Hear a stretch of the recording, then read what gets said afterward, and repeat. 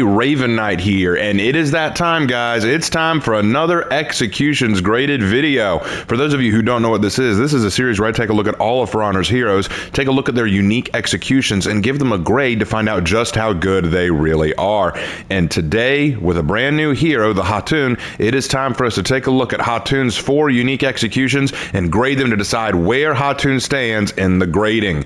So, some of you are probably unfamiliar with how this all works, so I will quickly explain. If you don't want to hear me explain and just want to jump right into things, go ahead and skip past all this part, and you can actually take a look in the upper right-hand corner. You'll see a link to a video where I explain the rubric in full detail. But if you want a quick refresher, here's how it works. I grade on 4 criteria. Lethality, how deadly is the execution? Will it kill?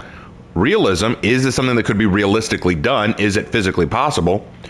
Efficiency, is this an execution that would be good for the battlefield? Is it fast? Is it, smart? Is it an intelligently done execution? And then finally, cool factor. Does it fit the hero's personality, and is it cool to use? I grade each of these by a factor of 4, so that the best you can get is a 16 out of 16, and then basically go down from there.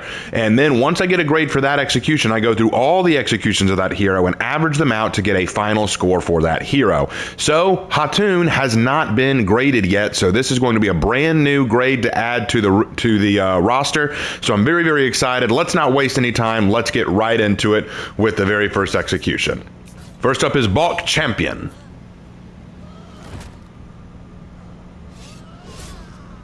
All right, Bokh Champion. Wow, okay. So first of all, let's start off with lethality. Lethality, I'm going to give it a 4. When you see the swords plunge in, look where they go. That is right in the center of the chest. That's going to puncture the heart. This is a definite kill stroke. Lethality for 4, no question. For realism, I'm also going to give it a 4. This is realistic. You could do all of this. The wrestling move right there, even the takedown, is all very realistic, so I don't see any problem with performing this realistically. She even uses a very good leg takedown. If you actually, I think if we look at it from the other perspective, let's watch it again from the other perspective and see how it looks. Watch her leg. Watch her back leg as she does this.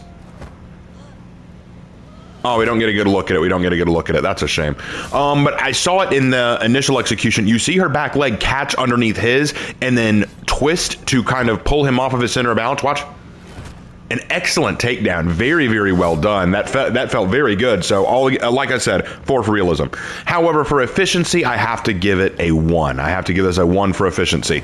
And many of you who have watched my graded series before know exactly what's coming. Watch the very start of the execution. You'll see why. What does she do? Watch. She puts away her swords. Now, the problem here is as follows. We have to assume that in these matches, in these battles, this is a full-on military-level battle where there's a lot of things going on at once. You got a lot of allies and enemies all around you. You need to do an execution that is quick, that is effective, and that you know is going to get you out of this move and then on to the next person effectively. Putting away your weapons is dangerous. It can create a very serious circumstance where if your opponent pulls their weapon or pulls a backup weapon, or if an enemy interrupts your execution and you have nothing to defend yourself with, you are in trouble. Now, granted, I will give this a 1 instead of a 0 for 2 reasons. The first being the grapple here actually is serving as a little bit of protection because it's going to be hard for someone to interrupt their execution while they're in the grapple state. But I still have to take off points, and we'll get to that in a minute. The second reason why I give it a 1, the second reason why I'm willing to give it a 1, is because she does pull out her swords in the end to finish off the job, but that also leads to another problem. If she was going to use her swords to finish off the opponent anyway, why put them away? There was no point to putting away the swords just to do this wrestling move. As cool as it is, there was no point to it, which hurts the efficiency score, so that is an efficiency of 1. But for cool factor, I will give this a 3. This is a pretty cool execution. I really do enjoy it. Now, one thing that we have to keep in mind with Khatun here and the way that they fight. Khatun is all about striking fear into the opponent, trying to terrify the enemies around them. So when they watch Khatun take down the warden here, everyone who's against Khatun has to see that and go, oh crap, this is someone we don't want to mess with. Now, do we get that impression here? Kind of, sort of, not really. Near the end, absolutely, because that's a very dominating move you see right there. But other than that, I mean, it doesn't give off the same impression, although it is really, really fun and really cool to see. I gave it a 3 for cool factor, which gives this execution an overall grade of 12 out of 16, which is a 75%. A 75%, which isn't a bad start, guys. Not a bad start for the very first execution of Khatun. So here's hoping that the next one is just as good.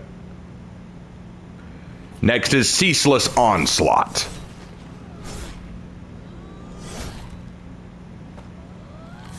Ooh, all right, Ceaseless Onslaught. Okay, so for lethality, we are going to give it a 4 again. This is a lethality of 4. Every single strike that we see is precise. It could lead to a lot of blood loss, and even if there wasn't that blood loss, the final strike into the back there is probably going to sever the spine, or if it misses the spine, it's going to go into a lung, possibly the heart. This is a death blow. This is going to kill. So I definitely give this a lethality of 4. For realism, I give it a 4 as well.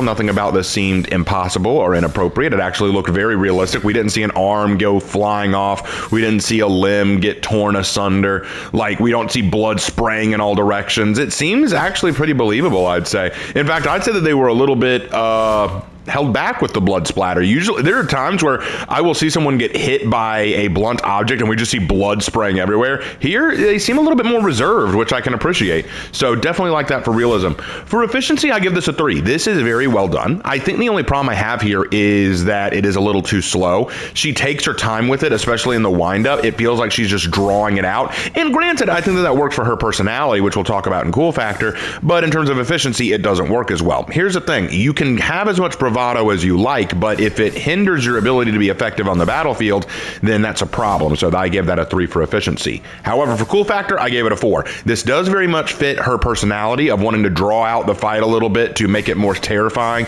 draw out the fear in your opponents, and overall, it just looks really badass. It looks really cool. I like the way it's handled. It's just a very solid execution, which this execution, what's its grade? It is a 15 out of 16, which is a 94%.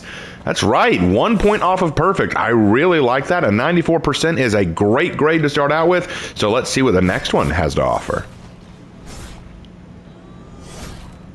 Next up is Hack the Head. Oh, sorry. Hack the Head. Sorry about that. Let's watch it again because I hit the wrong button while I was doing that. Let's see that again. All right. Wow. Okay, Hack the Head. Lethality, the head came off. That's an automatic death. That's 4. So this person is unquestionably dead. Anytime the head comes off, we got to give it a lethality of 4. For realism, now this is usually where decapitations like this get a bad grade from me, because quite often in For Honor, we see decapitations that should not be possible. And so they end up getting bad grades in realism. So what about this one? Actually, this is a 4. I would actually expect a decapitation from this. I would want a decapitation from this. Why? For one thing, it's not a singular strike taking off the head. It is multiple strikes, 2 total, and we see her having to work hard to take it off. Look at the effort behind the swing. Wham! Wham! She's having to work really hard to get that through, and she does get it through and take off the head, and I can appreciate that. So I actually do like this. I also like the fact that she is using her other sword as a stopper, as a sword stopper, if you will, to make sure that when she does get through the head, her sword doesn't just swing wildly the other way. That's actually very clever, and I think that was well done. So realism is a 4 here. For efficiency, I also give it a 4. I think this works very well. It's very quick. It's effective. It would be something you'd want to use on the battlefield. And even though she does lock one of her swords in, one sword is still free to hold off an enemy that wanted to attack her. So I do give this an efficiency of 4. And finally, for cool factor, definitely a 4 as well. This is going to terrify the enemy. This is something that's going to make them really, really scared to fight you. So I really do think that this is a good one. Very, very effective. And yes, if y'all were doing the math, that is a 16 out of a 16, which is a 100%. We have a perfect execution for one of the originals. That is excellent. Wonderful job, Khatun. Love this execution. Let's see what your last one can do for us. Lastly, we have Step Sanction. Oh, okay. Oh my. All right, can I see that one more time?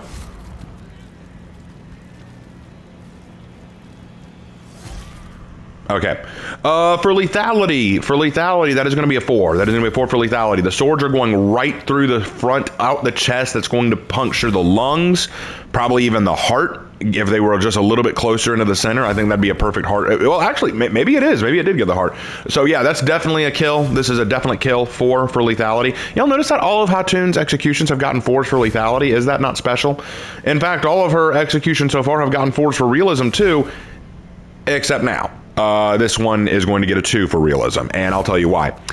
Here's the thing. She is lifting the body completely up off the ground and over her head using just her upper body strength and her swords. Now, here's the thing.